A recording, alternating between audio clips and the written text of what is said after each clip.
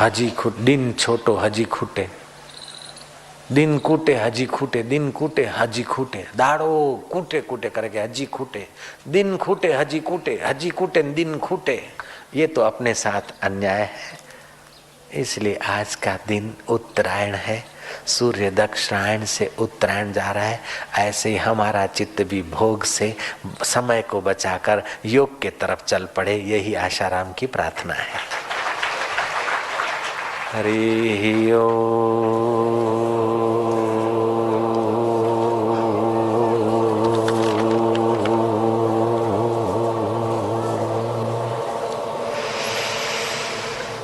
हरि ओम।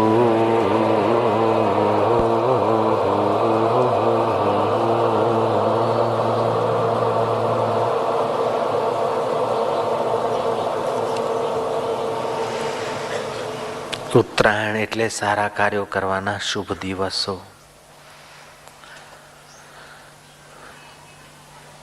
મોટામાં મોટી રાત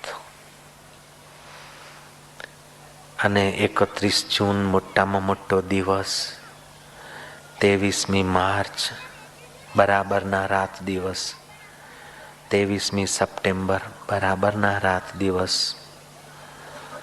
संक्रांति माना सम्यक प्रकार से अपने विचारों के परिवर्तन को संक्रांति बोलते हैं। क्रांति में तो हिंसा और तुच्छ अधिकार सामने होते हैं, संक्रांति में सम्यक क्रांति, सम्यक रूप से अपने सतचित आनंद स्वरूप को पहचानने के रास्ते चलने की यात्रा को संक्रांति हम कह सकते हैं। सम्यक प्रकार की क्रांति। क्रांतिकारी तो बहुत लोग हो गए, लेकिन सम्यक प्रकार की क्रांति संक्रांति, चित्त में समता रहे, हृदय में आत्मरस प्रगटे और कर्म में निष्कामता आ जाए तो सम्यक प्रकार की क्रांति आ जाए, संक्रांति। हरि ओम।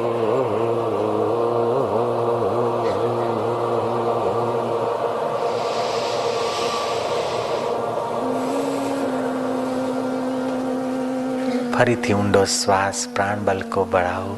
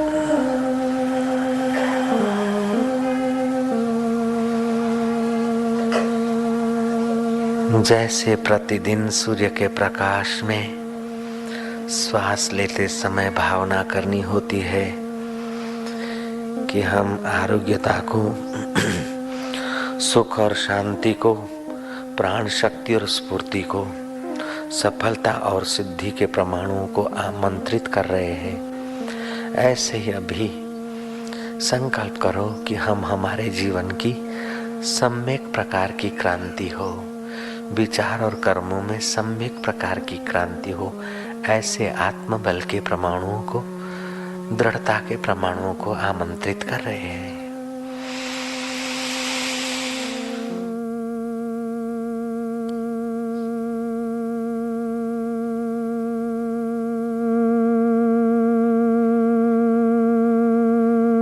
नस नाड़ियां शुद्ध हो रही है, तुम्हारे पाप ताप नष्ट हो जाते हैं।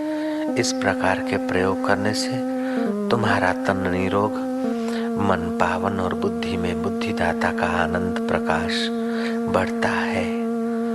नानक जी ने ठीक कहा है, भय नाशन दुर्मति हरण, कली में हरि को नाम, निश दिन नानक जो जपे, सफल होवै सब काम।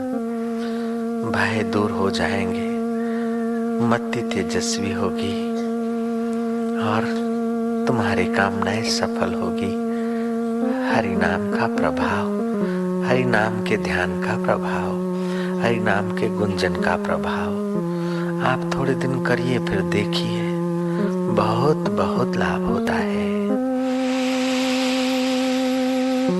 हरि हरि ओम।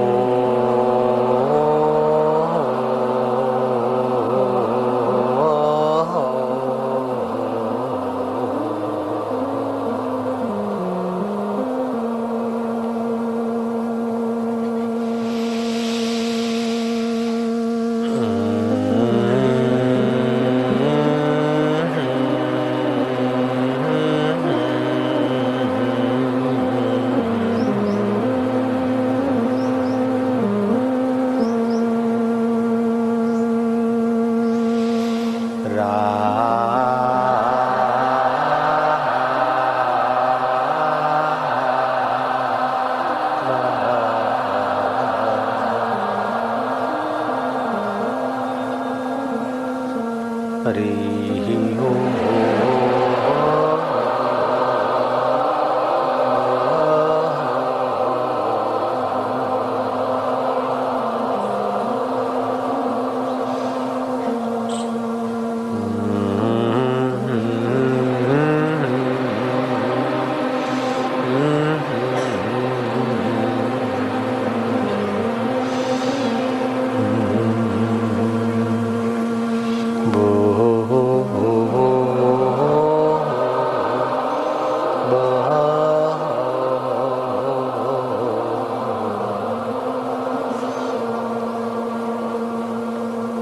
तुम्हारी रग रग पावन होती जाएगी।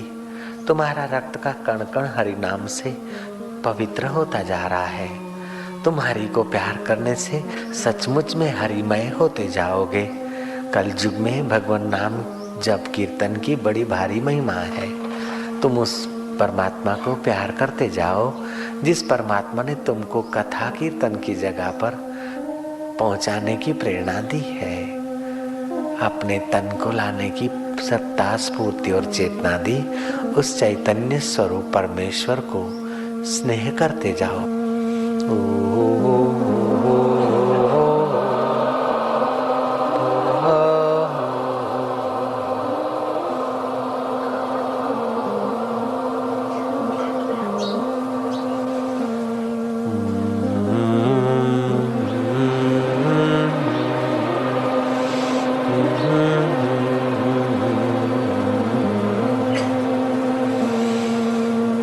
मधुर मधुर नाम,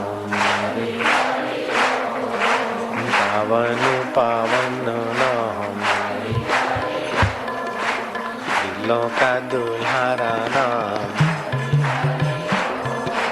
काली का किनारा नाम। हरि ओम। पावन पावन नाम हरि हरि ओम। मधुर मधुर नाम हरि हरि ओम। दिलों का दुल्हारा नाम हरि ओम। कली का किनारा नाम हरि ओम। पाप का निवारक नाम हरि हरि ओम। पुण्यों का प्यारा नाम हरि हरि ओम। साधक का सहारा नाम हरि ओम।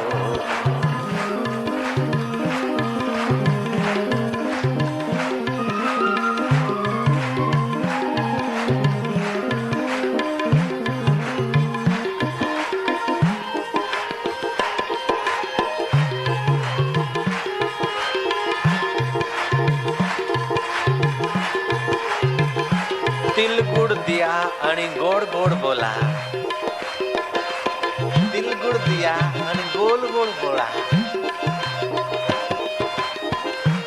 महाराष्ट्र में कहावत है, तिल गुड़ दिया आणि गोड़ गोड़ बोला। एक दूसरे को तिल गुड़ देते हैं, मीठा मीठा बोलने का संकल्प करते हैं। तुम मीठा मीठा आत्म अनुभव का प्रसाद पाते जाओ। तिल गुड़ दिया आणि गोड़ गोड़ बोला।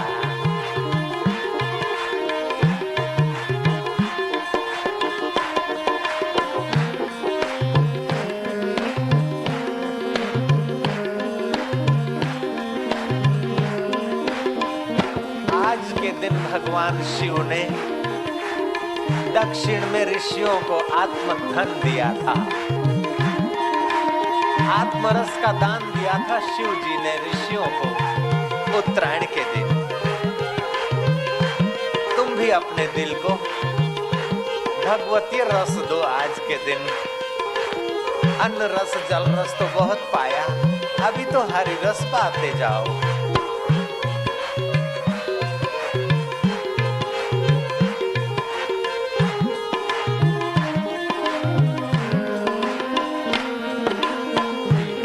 दुल्हारा नाम हरि ओम, मधुर मधुर नाम हरि ओम।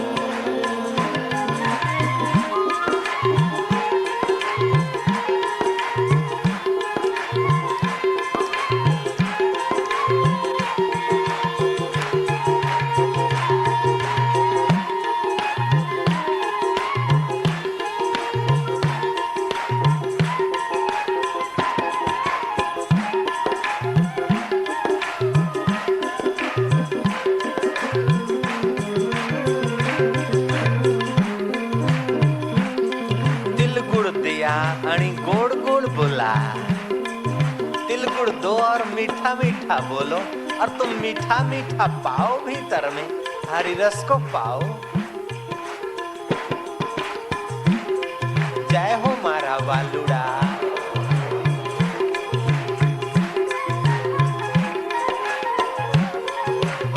बोलो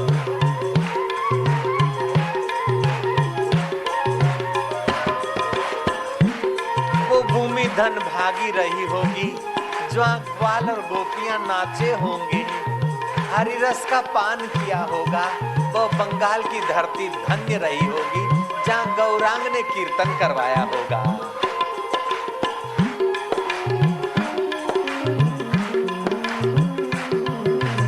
पावन पावन नाम हरि ओम, दिलों का दुल्हारा नाम हरि ओम।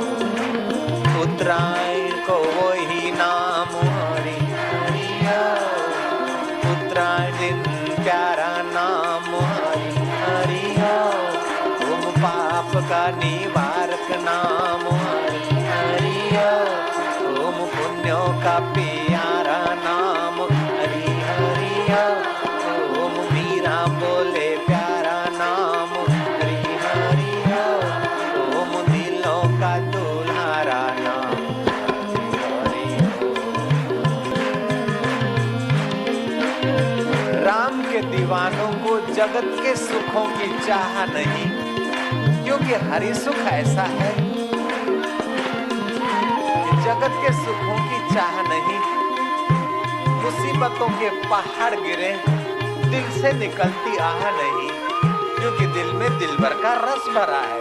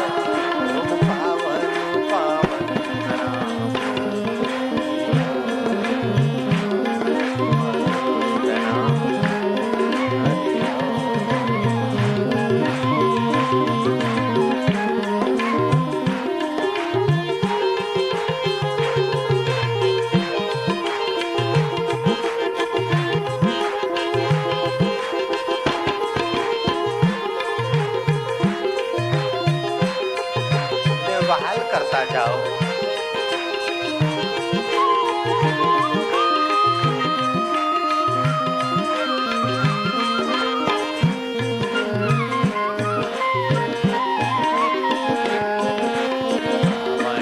पावन नाम हरि ओम, दिलों का तुम्हारा नाम हरि हरि ओम, प्रेम से बोलो प्यारा नाम हरि हरि ओम, सुखों का सहारा नाम हरि हरि ओम, गली का किनारा नाम हरि हरि ओम, पावन पावन नाम हरि ओम, मधुर मधुर नाम हरि ओम।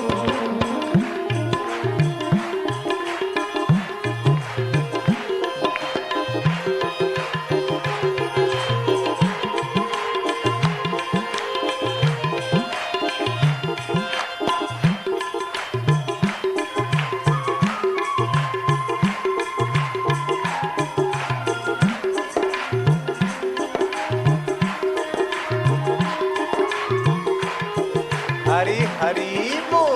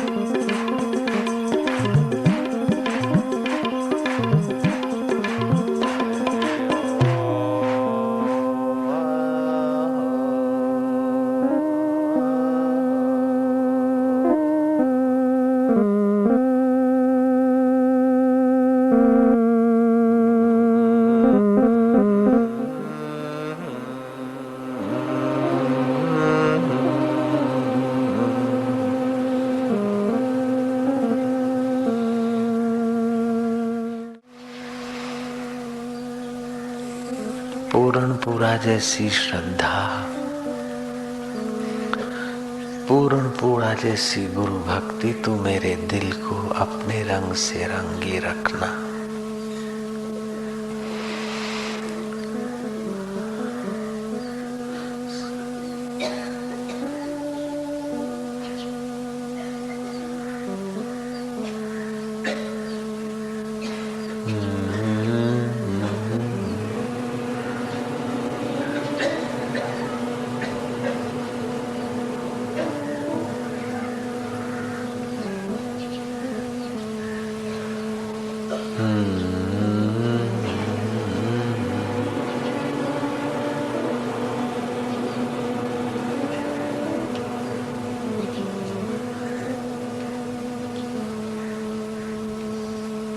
जगत का आकर्षण, विकारों का आकर्षण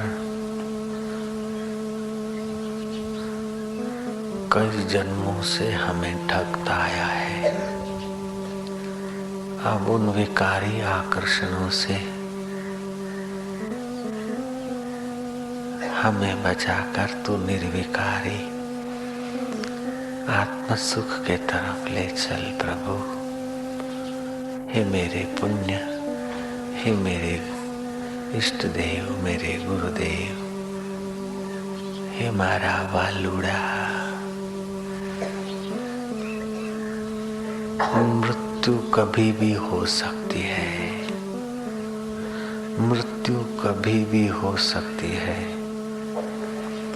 मृत्यु कहीं भी हो सकती है, मृत्यु किसी भी निमित्त से हो सकती है। बीता हुआ समय वापस नहीं आता, वापस नहीं आता, नहीं आता, नहीं आता। खोया हुआ समय किसी कीमत पर वापस नहीं मिलता।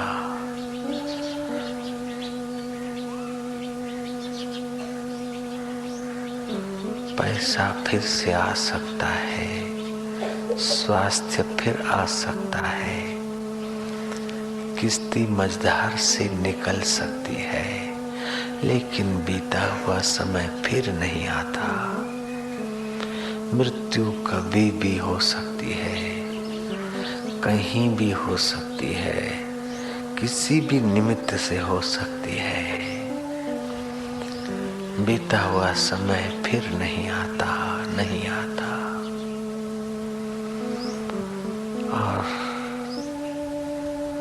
मरना अनिवार्य है, सब छोड़ जाना अनिवार्य है, सब छूट जाएगा ये अनिवार्य है।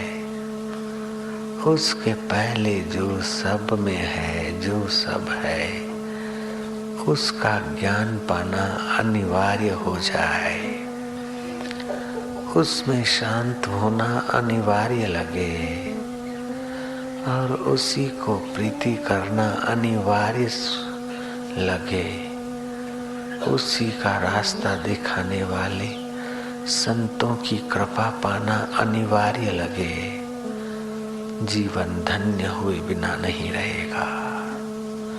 साधक को सिद्ध अवस्था मिले बिना वह पुण्य नहीं रुकेगा। वह उसकी श्रद्धा, भक्ति, सेवा उसे सच्चित आनंद स्वरूप की तरफ पहुंचाए बिना नहीं रहेगी।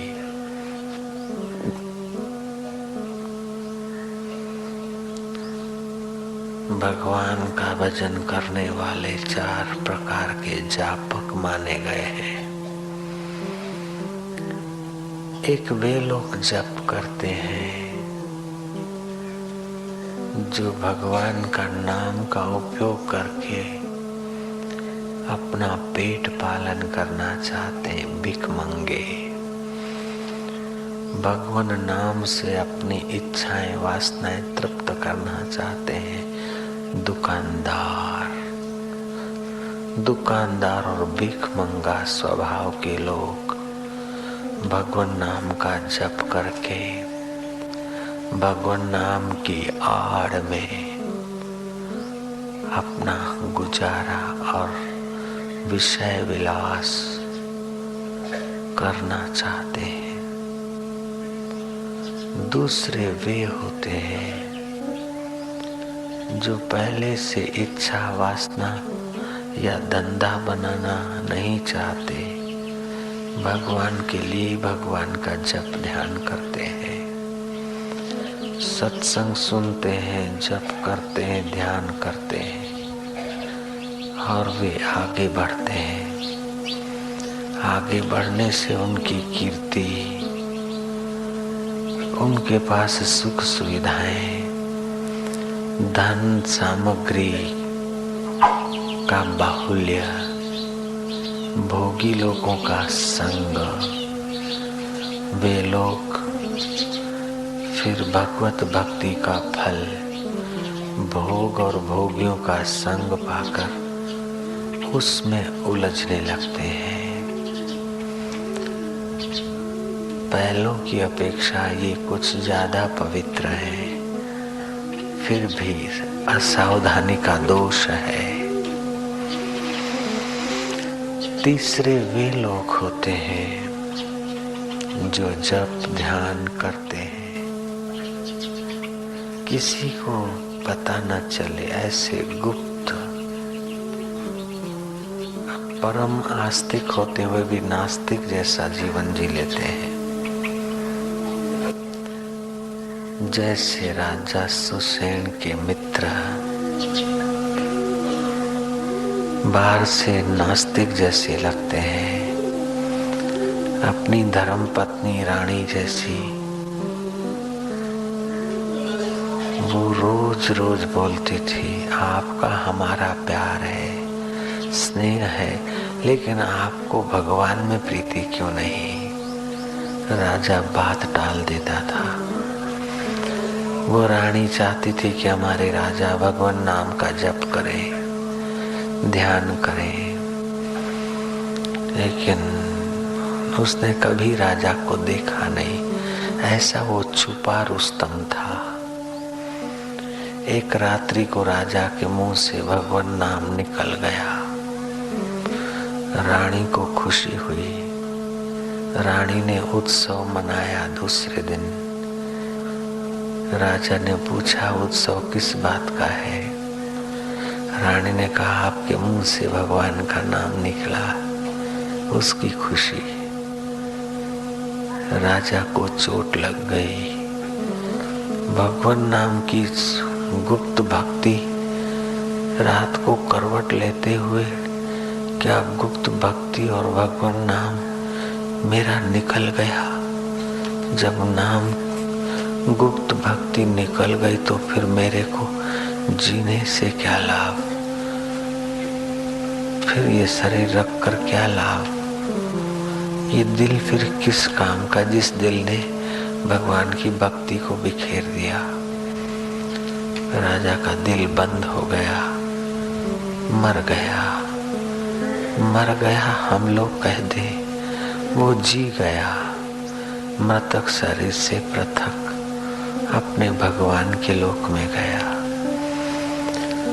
ऐसे लोगों से, वे पिछले 2 लोकों से तो अच्छे हैं, जो वो धर्म को धंधा बनाकर भीख मांगता रहता है, नाम जपते जपते, अथवा कीर्तन भजन को बिजनेस बनाकर अपनी आजीविका चलाते हैं, उनसे वो राजा अच्छा है।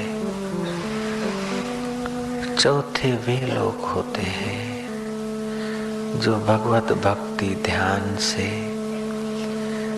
ईमानदारी से भगवत भक्ति ध्यान करते करते अपने गुरुदेव के प्रसाद को बचाने की सात्विक साधना द्वारा अपने सतचित आनंद स्वरूप में प्रतिष्ठित हुए हैं।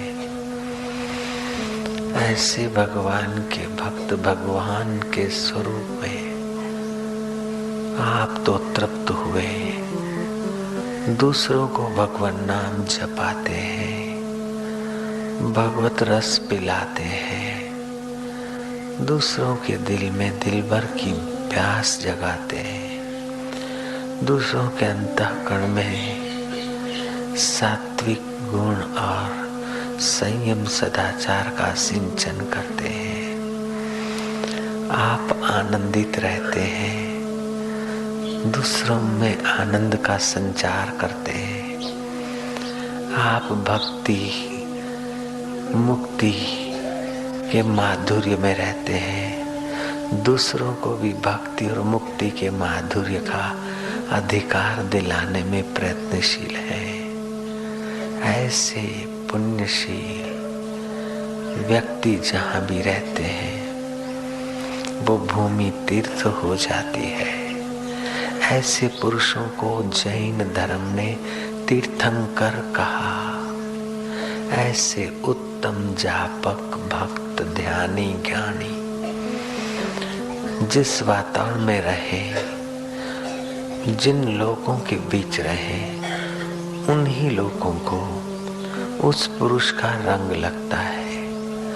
विलासियों के रंग में कच्चा साधक रंग जाता है, लेकिन विलासियों को भी अपने रंग में रंगने वाला वो सिद्ध पुरुष तीर्थंकर इस पृथ्वी पर चलता फिरता देव है।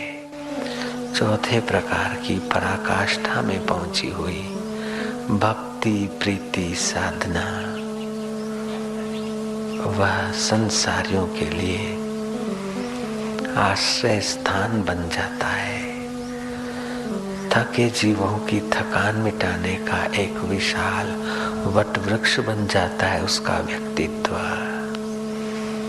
ऐसे पुरुष के लिए भगवान राम के गुरु वशिष्ठ कहते हैं, हे राम जी, श्रमवान पुरुष के दर्शन से जो शांति आनंद मिलता है,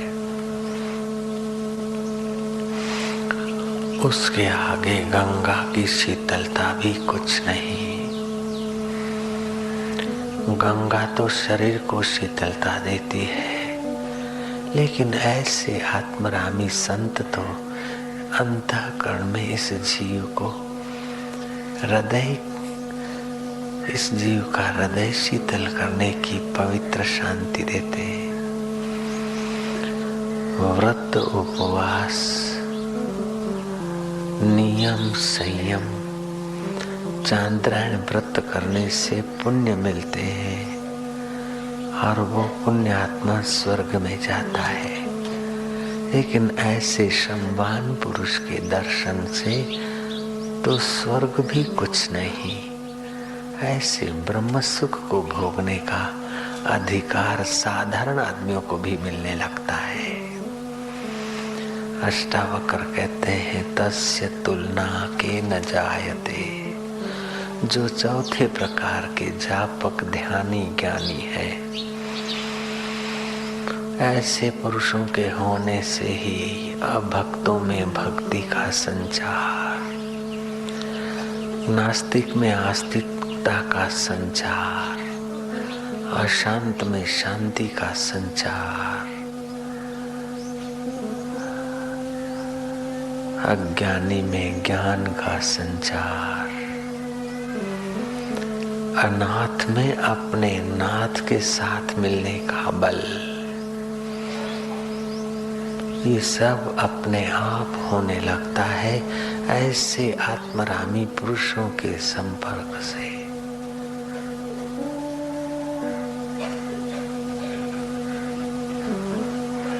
ध्यान में 3 बातों पर ध्यान रखना होता है। ध्यान करने बैठे तो पहले अपने दोषों पर दृष्टि डालकर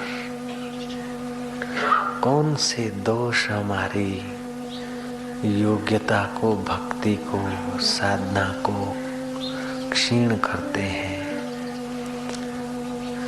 उन पर सिंहावलोकन करना होता है, उन पर एक निगाह डालनी होती है। दूसरा कदम यह होता है ध्यान में आगे बढ़ने वालों का, उन दोषों को निवृत्त करने के लिए संकल्प,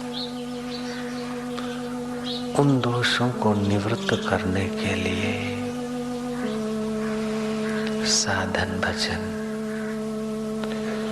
फिर भी दोष विकार पुराने होने के नाते साधक संकल्प भी करता है, साधन भी करता है, फिर भी दोष उसको पटकते रहते हैं। साधक का कर्तव्य हो जाता है तीसरा कदम उठाए। पहला कदम दोषों की मीमांसा, दोषों को चुन कर अपने आगे देख ले, दोषों को ढूंढ ले, अपने दोषों को निहार ले।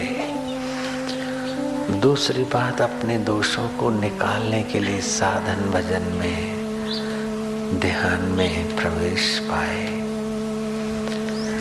और ध्यान साधन भजन करते हुए भी साधक फिसलता रहता है, चालन गाड़ी मिलने पर भी बच्चा गिरता रहता है। उसका कर्तव्य हो जाता है तीसरा कदम उठाए। आप निर्बल है तो किसी बलवान का सहयोग ले दोषों को दूर करने में। भोगों को भोगने के लिए तो बलवान का सहयोग सब खुशामद खोर लेते हैं, लेकिन भोग वासना को मिटाने के लिए श्रेष्ठ पुरुषों की खुशामद करे, सेवा करे, श्रेष्ठ में श्रेष्ठ परमात्मा की खूब खूब प्रशंसा करे, परमात्मा प्राप्त पुरुषों की प्रशंसा करे और उन्हीं की कृपा को अपने साथ जोड़ दे। जैसे पांडवों ने अपने साथ कृष्ण की कृपा को जोड़ दिया। पांडवों के बस की बात नहीं थी कि कौरवों को ठीक कर दे। वे कौरवों से बार बार ठगे जाते थे। आखिर उन्होंने श्री कृष्ण का सहयोग लिया और अपना पुरुषार्थ किया तो उन्हें राज्य और यश और स्वर्ग मिला। ऐसे साधक जब उत्तम संग करता है, उत्तम सहारा पाता है, तो उसे आत्मराज्य, स्वर्गीय सुख और मोक्ष की प्राप्ति हो जाती है।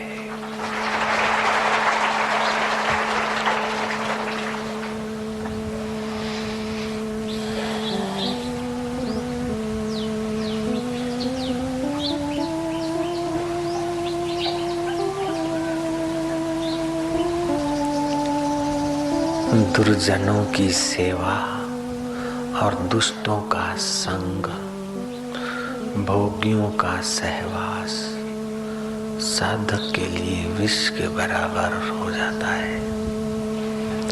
सज्जनों की सेवा, सत्पुरुषों का संग और सत्य स्वरूप का ध्यान, ईश्वर प्रीति अर्थ सत्कर्म साधक के लिए टॉनिक हो जाता है। सत्संग तो साधक के लिए टॉनिक नहीं, अमृत हो जाता है। सारे सद्गुण सत्संग से और भगवत भक्ति से प्रकट होते हैं। भगवत प्रीति की तीव्र इच्छा से भगवत प्राप्त महापुरुषों की कृपा से सद्गुण पनपते हैं। विलासियों की कृपा से दुर्गुण पनपते हैं। भोगियों के संग से दोष पनपते हैं और योगियों के संग से गुण पनपते हैं।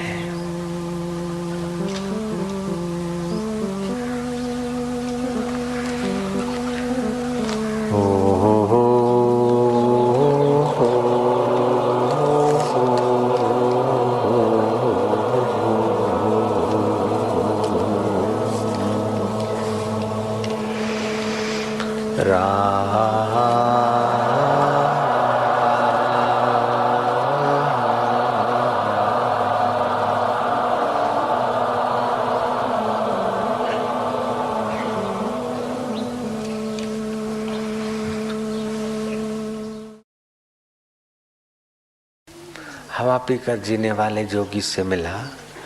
वो 135 साल के थे और बाद में कुछ समय के बाद में वो मर गए। उनसे मैं मिला, बातचीत की, अच्छे थे। लेकिन सतगुरु लीलाशाह के लिए तो मैं बार बार प्रणाम ही करता हूँ और कुछ नहीं। घाट वाले को भी मैं प्रणाम करता हूँ, रामकृष्ण को भी प्रणाम करता हूँ, वशिष्ठ को भी करता हूँ। उनको मैं धन्यवाद देता हूँ। आप समझ गए, अच्छे थे, पवित्र थे। लालजी महाराज को मैं स्नेह करता हूँ, लेकिन गुरु तो लालजी महाराज को मैं कभी नहीं मान सकता हूँ। गुरु जी मिले थे, उसके पहले लालजी महाराज मिले थे मुझे।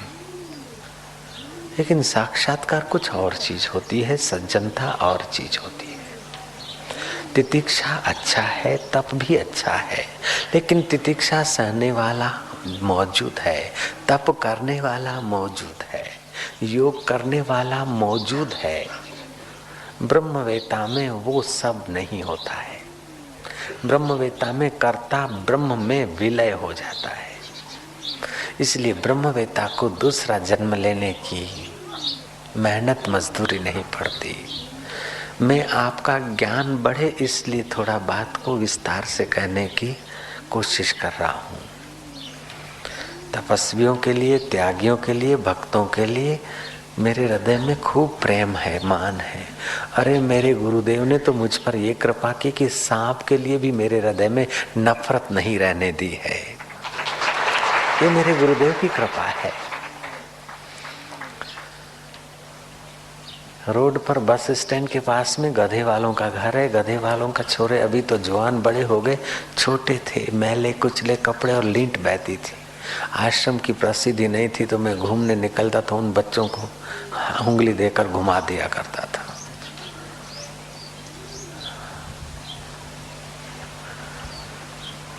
और वो बच्चे खेलते तो मैं पत्थर उठाता, मैं कह लगाता हूँ कि नहीं नागे, मैं कह नागी जैसे, कि मापू नहीं नांगे, नहीं नांगी जैसे।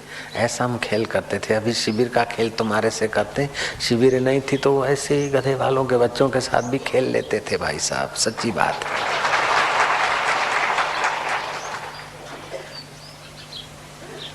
जय श्री कृष्ण।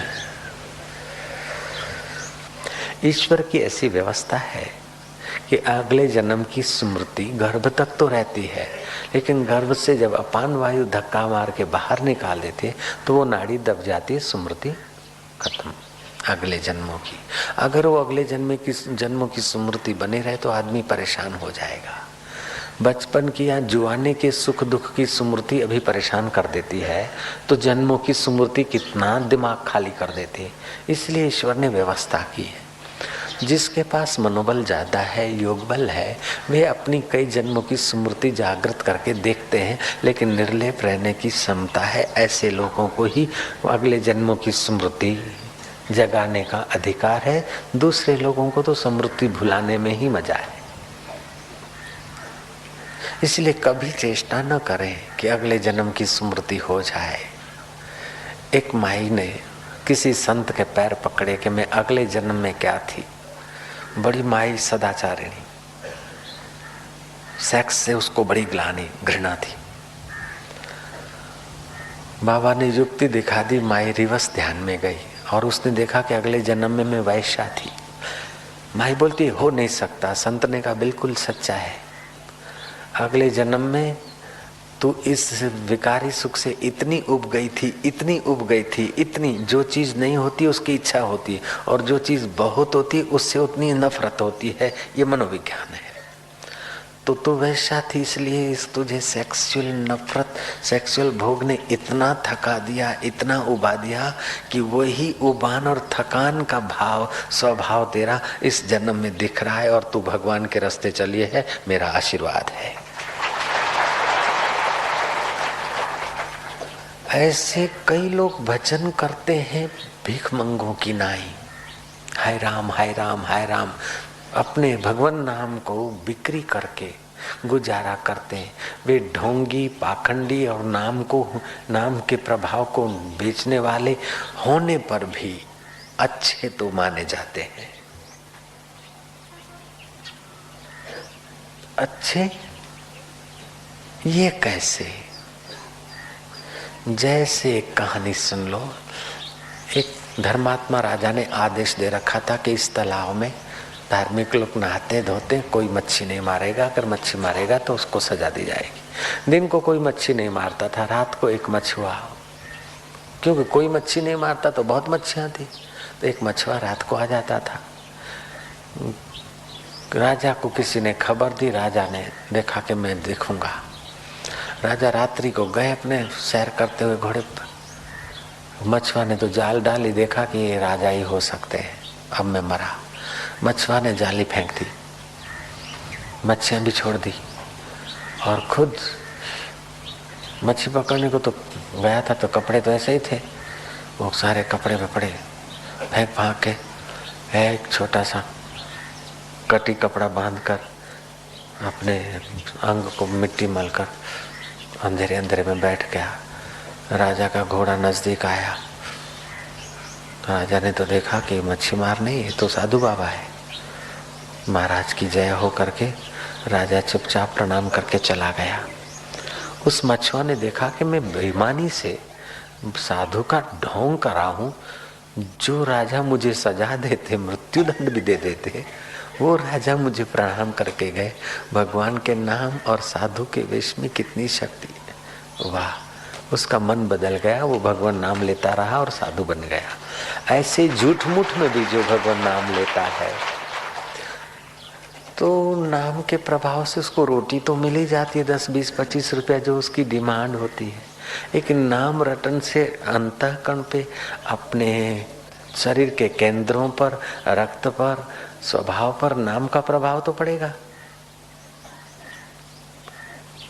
अनग आलस से भी जपता है तो मंगल 10 दिशाओं होता है, ऐसा तुलसीदास जी का कहना है। तुलसी अपने राम को रीझ बजोया कीज, भूमि फेंके उगेंगे उल्टे सीधे बीज। तो कालांतर में ऐसे लोग दूसरे तीसरे चौथे जन्म में भक्ति नाम भले ढोंग से जपा है, लेकिन नाम महाराज उनका भी कल्याण कर देता है। ढोंग से जपने वाले नाम को धंधा बनाने, है राम है राम। मैंने ऋषिकेश में एक भिखमंगे को देखा दूर से, बीड़ी पीता बातचीत करता है, फिर दूर से आवाज सुनाई पड़ता है यात्रियों की, एकदम टेढ़ा मेढ़ा हो जाता है, सुकड़ा हुआ बीमार वैसा ऐसे पड़ा रहता है कि क्रूर आदमी को भी दया है, 8 आना रुपया दे के जाए। हे राम ऐसा पुकारे ऐसा पुकारे। कई ऋषिकेश की वो पुल के पास, लक्ष्मण झूला के पुल के पास कई ऐसे ढोंगी लोग 2-5 रुपए देकर डॉक्टर से मलम पट्टी ऐसे ढंग की करवा लाते हैं, ऐसा पदार्थ लगवा के आते हैं कि मक्खियां भिनभिनाती और यात्री को लगे कि अरे बेचारे को कितना बड़ा घाव है, दे दो पैसा घाव ठीक करा है। लेकिन वो पैसा देकर घाव जैसा अपना अंग करवा के आते हैं। फिर भी गंगा किनारे बैठे तो ठंडी हवा तो उनको भी लगी ही जाती है भाई साहब, और संत आते जाते तो अनजाने में भी उनको दर्शन तो हो ही जाते हैं। नारायण नारायण नारायण, भगवान के नाम पर भीख मांग रहे हैं। देर सवेर लाभ होगा, देर सवेर, ये अच्छा तो नहीं, लेकिन भगवान नाम की महिमा तो जरूर है। ऐसा करना अच्छा नहीं। नाम का उपयोग, भगवान नाम का उपयोग पेट पालने के लिए, धंधा बनाने के लिए करना अच्छा नहीं। फिर भी नाम महाराज अपनी महत्ता तो रखता ही है। दूसरे वे लोग होते हैं जो ईमानदारी से भजन करते हैं, यश धन बढ़ जाता है, फिर भोग में पड़ जाते हैं, पुजवाने लग जाते हैं, अपने को भगवान कहलाने में लग जाते हैं। लोग श्रद्धा भक्ति से भगवान कहे तो ठीक बात है, चल जाए, लेकिन अपने अंतःकरण में वासना है तो समझो भक्ति दब गई। फिर भी वो भक्ति और किया हुआ जप ध्यान, जिन लोगों ने ऐसी कोशिश की, अपने नाम के पीछे अपने तरफ से भगवान लगाने की कोशिश की, कहने वालों ने भगवान किया, लेकिन भगवान वही कहला सकता है जिसमें भागवी कलाएं हों। 6 भागवी कलाएं होती है, यश, श्री, ऐश्वर्य, वैराग्य। यश कैसा यश? आपकी चाह न हो और यश हो, नेताओं जैसा यश नहीं,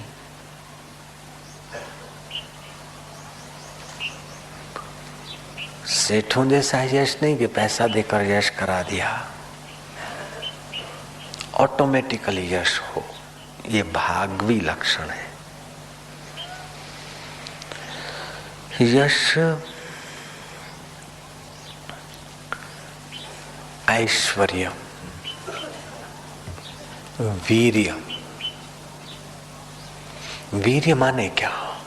ऐश्वर्य तो समझ लिया, वीर्य माने क्या? वीर्य माना जिस दोष को, जिस वस्तु को जिस समय छोड़ना चाहते हो, छोड़ने के लिए कोई आयास न करना पड़े। द्वारका डूब रही तो डूब रही है, कोई चोट नहीं। राम राज्य होने के बदले राम वनवास हुआ है, कोई चोट नहीं। ये वीर्य है, बल है, वीरता है।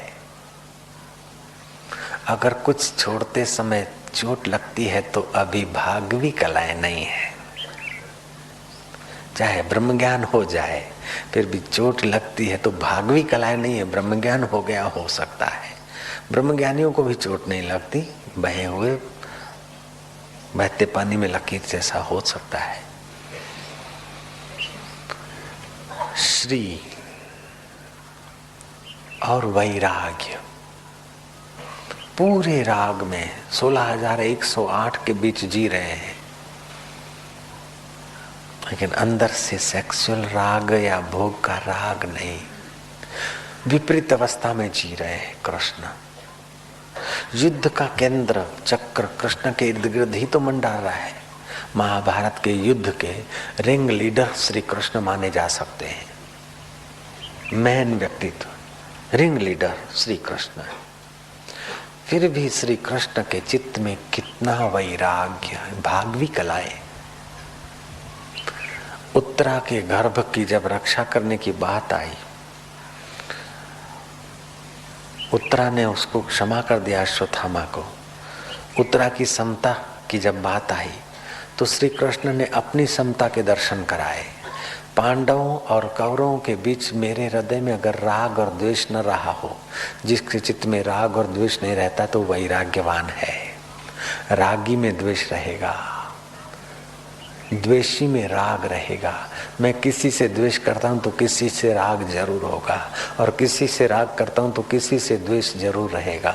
अगर मेरे हृदय में शुद्ध वैराग्य है तो मैं प्राणी मात्र से प्रेम ही करता हूं। और प्रेम का ज्वलंत प्रमाण श्री कृष्ण बता रहे हैं। संधि दूत होकर गया समझौता के लिए और एक भी न मानी। पकड़ लो इस ग्वाले को, ऐसा करके अपमान युक्त व्यवहार करने वाले दुर्योधन के प्रति मेरे हृदय में कभी द्वेष न रहा हो तो, और शरणागत पांडवों के प्रति मेरे हृदय में कभी भी राग न रहा हो तो, मेरे चित्त में समता ही रही हो तो उस समता की परीक्षार्थ ये उत्तरा का पुत्र जीवित हो जाए। वो पुत्र जीवित हुआ और उसी का नाम राजा परीक्षित पड़ा। वैराग्य पहले त्याग करना पड़ता है। ये चीज नहीं खाऊंगा, ये छोड़ो, धन छोड़ो, दान करो, पुण्य करो। ये जब पुण्य दान बढ़ता है तो वैराग्य आता है। वैराग्य आता तो श्री लक्ष्मी ऐश्वर्य ये तो छाया बन जाती है। वैराग्य आएगा तो भागवी लक्ष्य, अगर साधना समाधि करता तो भागवी गुण भी आएंगे। किसी में एक आए, किसी में दो आए, कुल आ जाए 6 तो वो भगवान है। फिर भगवान वेदव्यास बोलने में, और भगवान वेदव्यास पूजा स्वीकार कर ले, आरती स्वीकार कर ले, पूजा स्वीकार कर ले, और मैं भगवान हूँ ऐसा कह दे तो कोई आपत्ति नहीं। ये उनकी करुणा है कि बता रहे हैं कि मैं ब्रह्म हूँ, मैं भगवान हूँ। भागवी कलाएं न हो और कोई भगवान होने के स्वप्न देखे तो वो कुछ स्वप्न हो जाते हैं। मैं कथा कहूंगा 4 प्रकार के जापकों की। तीसरे जापक गोप्य तो रहते हैं लेकिन उनसे आम लोगों को फायदा नहीं होता। और चौथे जो भगवान के भक्त जापक हैं वो अपने साधन काल में सब कर कर आके फिर समाज में आ जाते, और उनके संपर्क से दूसरों की भक्ति, दूसरों का ज्ञान ध्यान बढ़ता है। भगवान ने गीता में भी कहा चतुर्विधा भजन्ते माम जना सुकृतिनो अर्जुना आर्त अर्थार्थी जिज्ञासु ज्ञानी च भरतर्षभ प्रियो ही में ज्ञानी। ये चारों अच्छे हैं, सुकृत हैं, अच्छे हैं, लेकिन ज्ञानी तो मेरा आत्मा है। काशी में 2 पंडित मिले थे, धुरंधर पंडित उस जमाने के, कवि कालिदास और दंडी सन्यासी। अब 2 रुपए की 2 अठन्नी। लोग बोले इन 2 पंडितों में कौन किसका दर्जा ऊंचा। रेफरी तो चाहिए, निर्णायक चाहिए। निर्णायक काशी में कहाँ मिले, भारत में कहाँ मिले। इन 2 विभूतियों का निर्णय करने वाला उनसे बड़ा होना चाहिए। निर्णायक को कहाँ से लाना। साधारण आदमी इन कवियों का निर्णय क्या करे। दोनों कवियों ने उपासना कर रखी थी सरस्वती की आराधना करके। सरस्वती जो कह देगी वो मान्य होगा। कवि कालिदास ने और कवि दंडी ने सरस्वती साकार विग्रह की अर्चना उपासना करके आवाहन किया और सरस्वती प्रकट हुई। जैसे तुम टेलीफोन पर किसी को आवाहन कह देते और वो आदमी फ्लाइट से प्रकट हो जाता है, तो तुम्हारे पास यंत्रों की गुलामी है, उनके पास मंत्र और योग बल की शक्ति थी, इसलिए स्वतंत्र। पहले ऐसा था, अब आदमी की मति और विश्वास और यकीन और संयम क्षीण हो गया, इसलिए मंत्र और योग शक्ति की जगह पर यंत्र और फ्यूल की जरूरत पड़ती है, गाड़ी मोटरों की जरूरत पड़ती। नहीं तो इक्ष्वाकु राजा ने मनु महाराज को बुलाया तो मनु महाराज आकाश से, वशिष्ठ जी को रघु राजा ने खूब याद किया तो वशिष्ठ जी महाराज। ऐसा होता रहता था।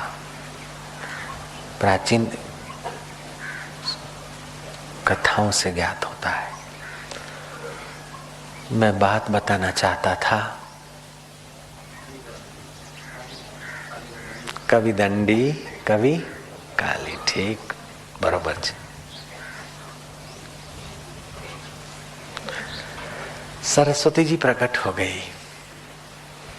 कवि कालिदास ने कहा कि कवियों में श्रेष्ठ कौन है माँ, तुम जो बोलोगी वही श्रेष्ठ साबित होगा। माता स्मित करती हुई, कृपा बरसाती हुई सरस्वती जी कहती है, कवि श्रेष्ठ दंडी, दंडी न संशय। कालिदास का पित्ता गया, मूड ऑफ हो गया, कालिदास से रहा न गया, भड़क गए। कवि कालिदास ने कहा कि रंडा, वो कवियों में श्रेष्ठ है तो मैं कौन हूं। लेकिन भगवती ने कालिदास के रोष को नहीं देखा, कालिदास की पहले की उपासना और भक्ति को देखकर सरस्वती मुस्कुराई।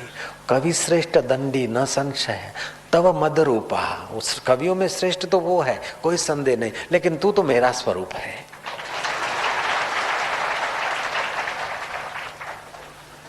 कबीर बोलते हैं, भला हुआ हरि बिसरियो सिर से टली बला। भगवान से पूछो कि ऐसा कहते हैं क्यों, बोले कबीर तो मेरा स्वरूप है। साधु में श्रेष्ठ तो तुम हो, लेकिन कबीर मेरा स्वरूप है, तो हो गए न परम श्रेष्ठ। कवियों में श्रेष्ठ तो दंडी है, लेकिन कालिदास तुम तो मद रूपा, तू तो मेरा स्वरूप है।